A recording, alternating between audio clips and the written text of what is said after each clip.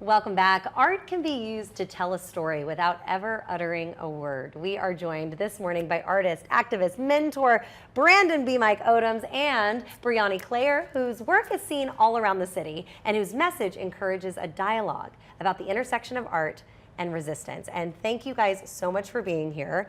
You know, we have promised a very special announcement, but before we get to that, I do want to just talk a little bit more about the work that you're doing around the city and what it means to you. Yeah, definitely. You know, I'm just grateful to be a student of New Orleans, to be able to use my voice as an artist, to put a little paint where it ain't, but also more importantly, the work we do with our nonprofit to work with young and emerging artists to help them sort of create their own legacy as well. So yeah, it's always been a blessing. Yeah, and you have a studio on the West Bank, right? No, this isn't.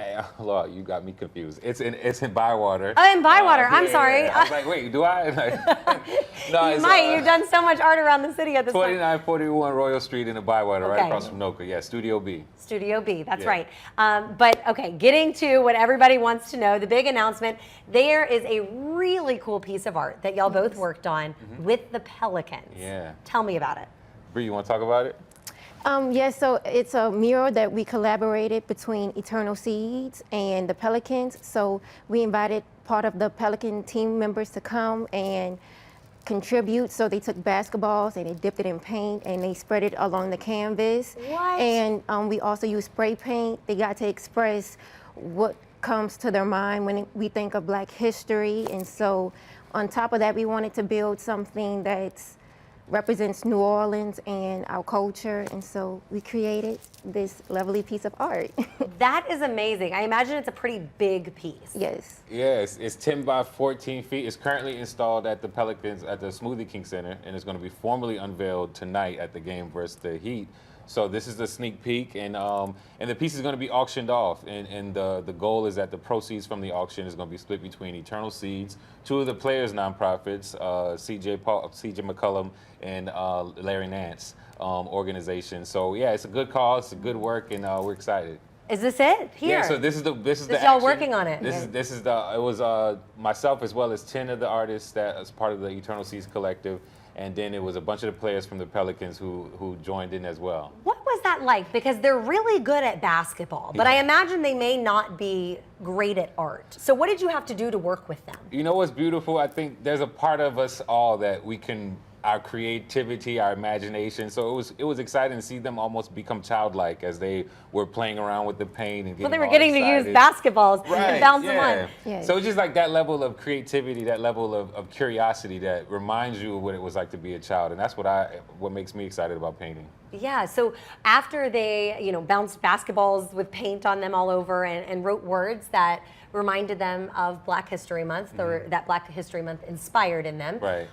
What did you do then to turn it into this phenomenal art piece? What was the next step? So Bree, myself, the rest of the artists, we all sort of ideated on what we thought about Black history in terms of our perspective as well. So it was like this choir of voices coming together.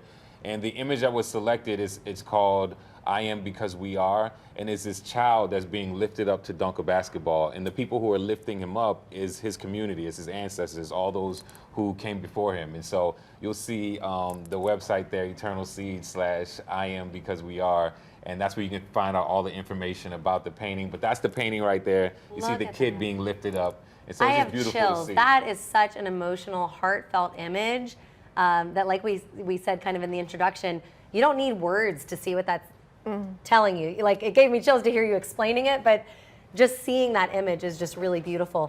I don't think we talked, for anybody who's not familiar, tell me about the Eternal Seeds program. So the Eternal Seeds is part of the Be Like Collective and other artists that's part of it. So